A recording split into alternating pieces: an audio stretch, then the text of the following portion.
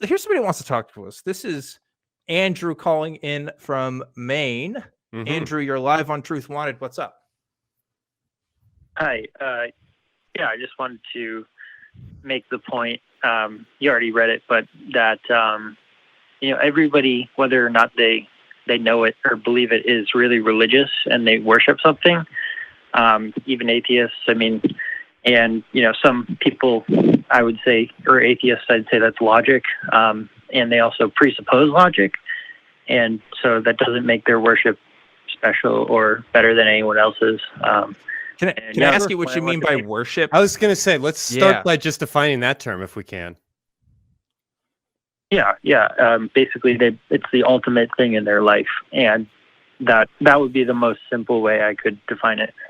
So, okay, if we take that though, what you're saying is that literally every person has a number one thing, right? Like it's just a ranking system. If the thing you worship is just the thing that is biggest in your life, then doesn't everybody have something that is the biggest and then maybe something that's slightly smaller and slightly smaller? Yeah, that's what I mean, yes, and that's the point I'm making. And that's truth by definition. I guess if you want to define it that way. I want to define it. So I mean, but that also, religion is worship, and so that makes people religious about different things. It could be a million different topics, but everybody's religious whether or not they admit it or they know it. Or I just wanted to make that point. Well, you went from everybody worships to everybody's religious. Right. Dan, let me give that to you. Sure, for sure. No, I mean, I was just going to say the same thing, right? Like, if I feel like criticisms like this, Andrew, are trying to make some statement to say as, well, you're just as bad as these people, so why are you criticizing them, right? Like, that's kind of like the gist of arguments like these. And it's like, well, look, people who are religious are people, right? And people are going to do people stuff. I get it. We all have hierarchies in our lives. We all find things that are more valuable than other people. The reason why shows like this one exist and why communities like ours exist is because people who have religious beliefs, certain religious beliefs, are causing harm with those beliefs to other people. And we would like to speak out against that and say, hey, we want to point out that the reason why you're doing this, the foundation for your action, is either illogical or irrational or ahistorical or whatever, because that should stop the grounds by which people should be acting, right? We want to live in a world where people believe in true things and act on true premises. And if they act on those premises, then they should realize that their particular beliefs don't lead them down the right path, don't lead them down a path of truth. So obviously that's my prerogative, right? Not everybody feels that way, but that's the reason why we talk about this stuff. Yeah, if you want to talk about, everybody has something in their lives, sure, but that doesn't mean that, my beliefs are the same as somebody who believes in Yahweh. Our worldviews are totally different in that respect. Yes, they are. But you mentioned they're different. They're still religious in a sense, but you mentioned wanting to know and believe and live what's true, and there's really no way you can. In the end, that's a belief. I mean, there's no way you can know that for sure. So I just want to put that out too. Of course, it's an aspiration, not a destination. We don't ever achieve truth. We strive towards it. Right. Yeah, I'm not going to disprove hard solipsism. It's one subjective person's opinion, versus another subjective. Well, it's all subjective. Everything that you're processing, everything that you're hearing right now as you listen to my voice is being distorted by the technology that we're using. It's being distorted by the imperfections in your eardrums. It's being distorted in the translation of your nervous system, which is going to be impacted by what you had to eat and how anxious you are and what's going on in your life. It's all subjective. It doesn't mean we just give up and say we don't care. Everything that we experience as well as we can. And when we experience something that we know isn't true, like, for instance, somebody raising from the dead or somebody being the literal and perfect word of God, even though it's self-contradictory, we notice that, we point that out, and we look for something that seems a little bit closer to truth. Mm-hmm. Okay. So this kind of gets to the other thing I mentioned is every time you think about anything, you're obeying the laws of logic, and you can't validate the laws of logic using the laws of logic. So you presuppose that as well. So I mean, anytime you make an absolute statement like that, I'm critical of that, I guess. I don't know if I made any absolute I was statements, but I don't know. This is like the third swing and a miss. Dan, how many more shots is fair here? I get it. It's like, yeah, we can talk about paradoxes and logic, right? Paradoxes in our epistemic foundations. Okay, like we're not here saying that we know everything and that we're going to tell everybody what to do and how we think we should do it. It's more so that we are pointing out other people's ways of doing things and reasonings are not only wrong in some sort of truth sense, right? Because that's important, but it's not everything. It's also harmful. Like that's the biggest reason why I'm here, and why I have a microphone in front of me, and why I'm talking to you, Andrew. Because if religious belief didn't cause harm to other people, I honestly wouldn't care. If it was a total neutral, why would I even bother? But it's not a total neutral. It does have effects that you can measure and that you can look at and we can talk about. So if you're so passionate about that, do you find it horrific about like how, for instance, Middle Eastern religions treat women? Yes. If you want me to say Islam is bad, yes, it's bad. It's not a good religion. Okay. I'm just wondering if you thought that, but yes, of course. The broader point was you. I mean, you're in a religious group practicing your secular religion, and other people are in their religions. And I don't know. Andrew, it's all kind of silly.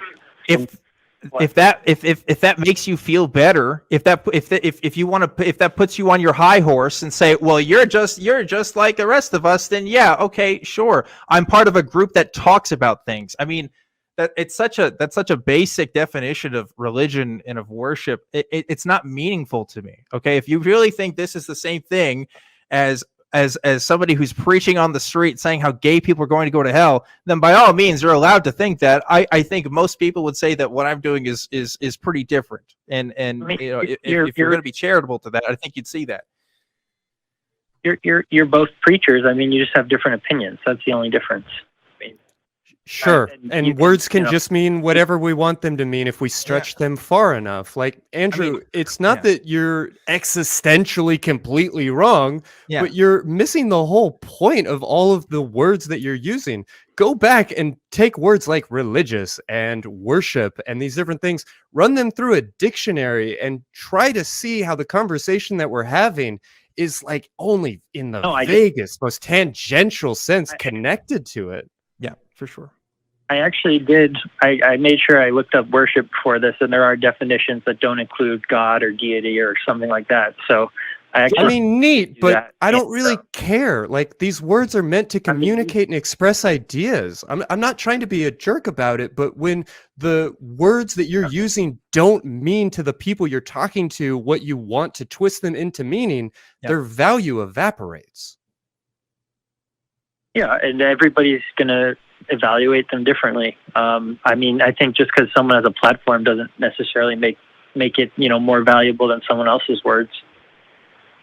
Yes, and the fact that you called the show means that your opinion is just as valid, and somebody who sits on the toilet and reads a little bit on what they see on Facebook is just as qualified to have an opinion as somebody who does research science, I guess, but not in any way that means anything, right?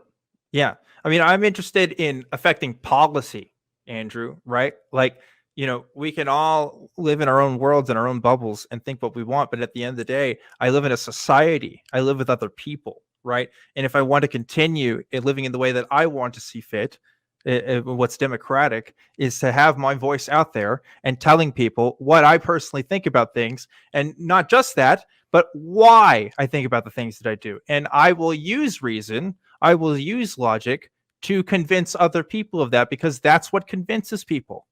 That is a convincing thing. And it's something, it's more reliable than something like a religious experience or, any other kind of, unjust, reasoning there. that's a subjective opinion, and I know there's probably millions of people who would disagree with you, and so really, what And you're your opinion was too subjective.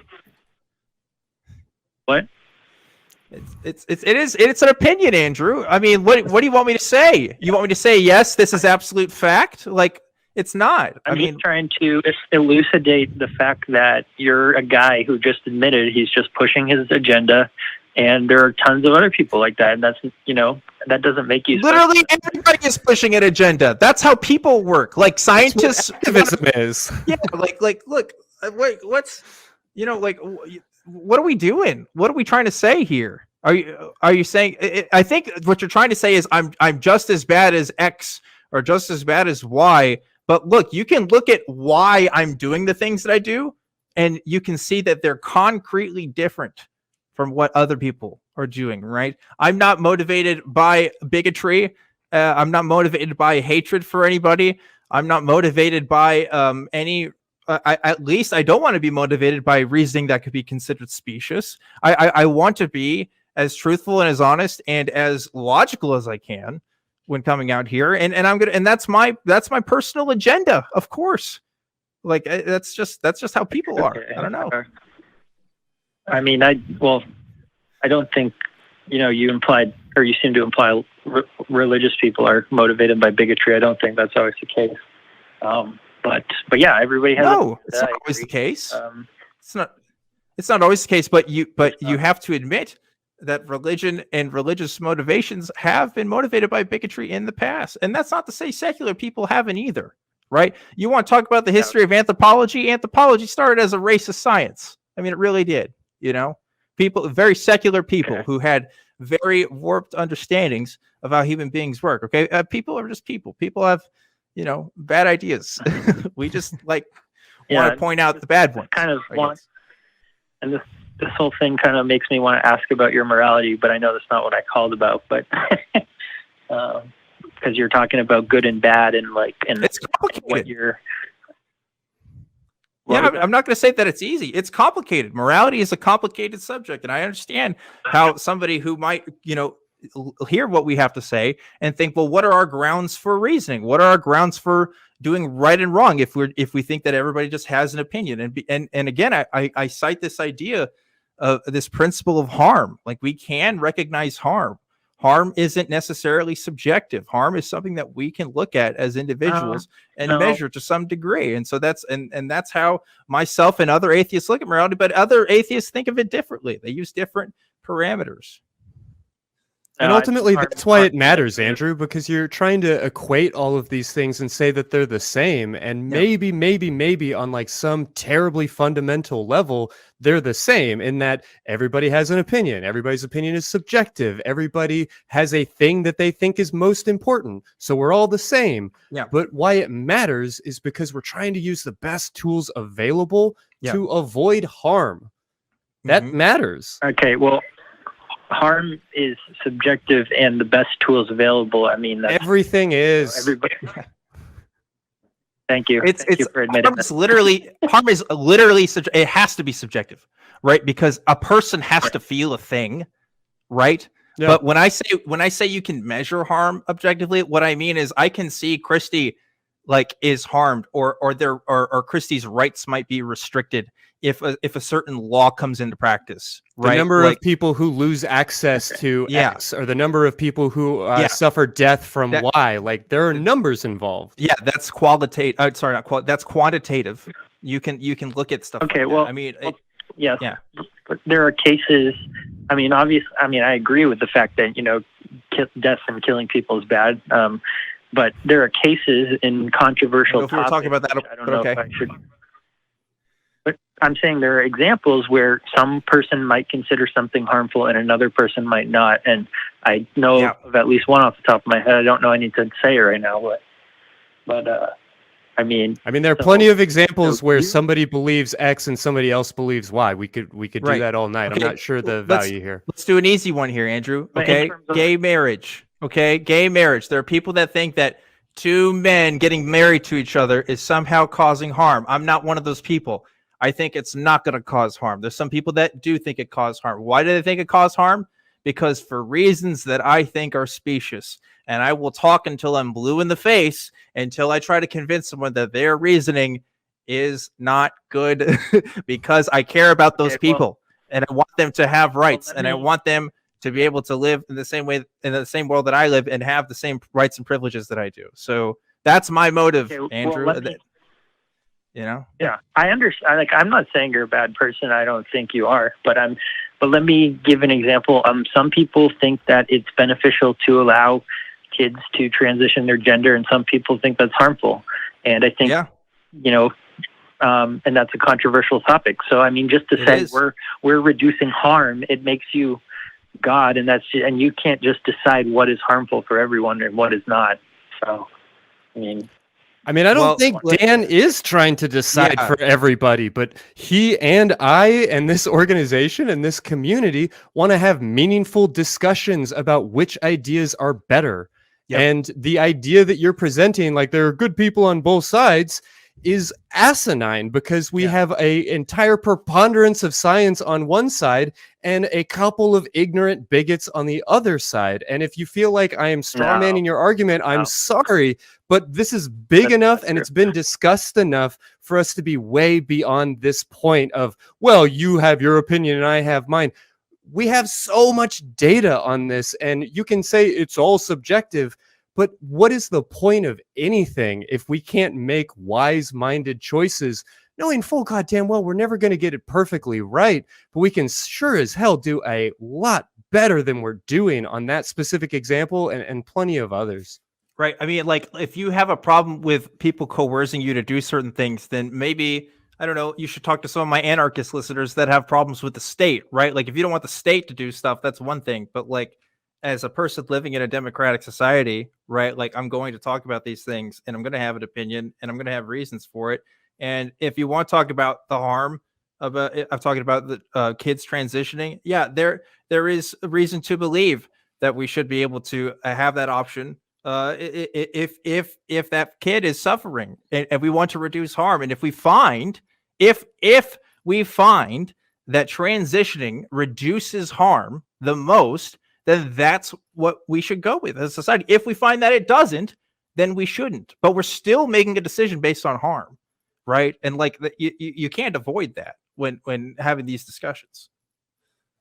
Is based on a mental state that changes, especially in children. So, and saying the science is one-sided on that is totally wrong. That's just totally Andrew, you're wrong. just incorrect. We've been having this conversation for long enough for me to start to lose my patience, particularly when we're using this as our example, because there are real human people behind this philosophical debate. And I'm just not interested. I have documented on so many ACA shows. There is so much availability of this information. Go and find it. I don't need to walk the audience through it for the 10th time in the last handful of months. It is ridiculous to claim otherwise. We know that transitioning or allowing access to social transition and other items saves lives, that it prevents suicide, that it increases grades, that it increases this, that, and the other thing. And I'm sorry, but I'm just out of patience for you tonight, Andrew. Yeah, okay. I was talking about, I agree there is some evidence for that in older people. I was talking more about children, but we can agree to disagree. Yeah, we have data on that. I don't want to agree to disagree. I don't want to nice people on both sides of this, Andrew. Yep. Look it up. I've made it available. This organization has made it available. Plenty of other organizations have put that data out, and I'm just not interested. I think you're pushing an agenda there that's harmful to children in some cases. I'm pushing an agenda for damn sure, and it's that trans kids have rights. Yeah, but they don't. Okay, we don't. I'm not gonna. There are other examples we can use. I mean, you know, the military sometimes thinks it's in the best interest of America to bomb foreign countries, and I would assume those people don't believe that. So, it's not as simple as just no harm. Who doesn't believe that? What are we talking about? Why are you assuming our opinions on foreign policy right now, Andrew? What the hell? What do you think I believe on that? Where did this come from? Everyone worships. What possible indication do you have where I would either agree or disagree with you on that subject? No, I'm not talking about your opinion. I'm saying that harm is... Why are we talking about this? Because harm is subjective. That's what I'm saying. And that You is, can make... know, yeah, we- okay, so I see what you're getting at, right? There are people who make arguments for foreign policy that say we have to do this to prevent harm. There's some people that say we shouldn't do this because that causes harm, okay? Yeah, on that level, yes, it is subjective. Do you know what people who end up arguing for one position or the other do? They look at the evidence. They look at history. They look at policy decisions, a precedent. You can still use methods to convince people of one thing or the other. This isn't just a free for all, right? Like there's still precedent you can look at for this. at the end of the day, I mean, especially from the way you're getting at it, it's just a political viewpoint one way or another. So it sounds like this is more of a politics. Yes, a political viewpoint is a political viewpoint. It's politics. What is novel about this? I don't understand. What is your definition of reality at this point? I mean, rein it in a little bit. Like, we're here to try and make the world a better place, not a perfect place. They're like existentially, we cannot do that. I didn't know that this show admitted it was a political show. Isn't it from the ACA, and that's nonprofit? God. You can't be We're activists. We're not taking a particular party or politician as ours, but we are working to change the conversation and promote the separation of religion and government. It's right there in the mission statement, man. That's our main focus. And sometimes we talk about aliens too. Like, that's kind of the whole thing. So how does preaching and trying to impose your political viewpoints promote the separate, like, aside from that topic? Okay. Now we're worshiping, we're religious, and we're preaching. I don't know. You're political. Andrew, we're not Andrew. I don't work for the state. I don't impose anything on anybody. Okay, this is a YouTube channel in a podcast. Okay, podcasts and YouTube videos have opinions. Like, that's just the fact. They're mostly subjective opinions. Yeah, it's just the show. Like, shows have opinions and people give their opinions. I don't know. I don't know where we're going with this, Andrew. I'll be honest with you. I feel like you're disappointed by the fact that, yes, I'm a subjective person with opinions. And yeah, we all are. I don't know. Yeah, I'm not neutral. I'm not going to say, well, I can't participate in the political discussion because that would be politics, or I would have that would be a political thing. Of course it is. Talking about politics and having a position is politics. I mean, I don't know. This is redundant. I mean, I'm pretty sure this is supposed to be a political show, from what I understand. So, I mean, you might want to talk to. I think we've answered your question so much.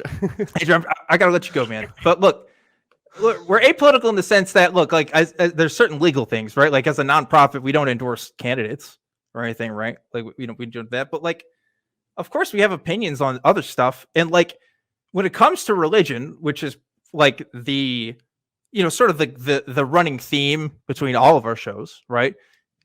Like, religion inherently is political. It just is. Like, institutionally, you almost can't separate the two, right? Even in the most secular nations on earth, you will find that the theory of law that's been crafted for these countries is oftentimes based on religious thinking or religious institutions influencing them, right? So, yeah, we have political opinions. I just don't know what the point. Why is that bad? Is it bad because, what, are we not supposed to have opinions on things? I don't know. What was the point? I don't know. Christy, anything? I mean, hard to say. I think after a while of doing too many backflips, I think he just lost his footing. Yeah, it'll happen. We're not a news program. At least this show isn't, right? Okay, so if I was a journalist, right, and I was publishing a story, yeah, I should not have my own. I should try to remove my own political bias as much as possible in the reporting of that, right? You can remove your bias, or at least work to remove your bias. But if you're covering a political issue, I mean, that's politics. Like, you're participating in politics. You're shaping politics. Exactly. Yes. And of course, like, even then, I would argue, like, what you choose to report on is political in and of itself anyway. The right? fact that you chose to write a story about it Exactly. suggests that you think it's important. And if that's Yeah. going to factor into how people vote, how people spend, I mean, it's all political. Yeah, but anyway, I'm not my point in saying that is I'm not a journalist. I am a podcast host. So, I kind of have free reign to talk about, First Amendment and all that stuff, right? So whatever. But hey, sorry to disappoint you, Andrew. Sorry that I do have an agenda, obviously. Like, I wouldn't be here if I didn't. So you can either agree with my agenda, listen to my points, and see if you're on board, or you can disagree and move on.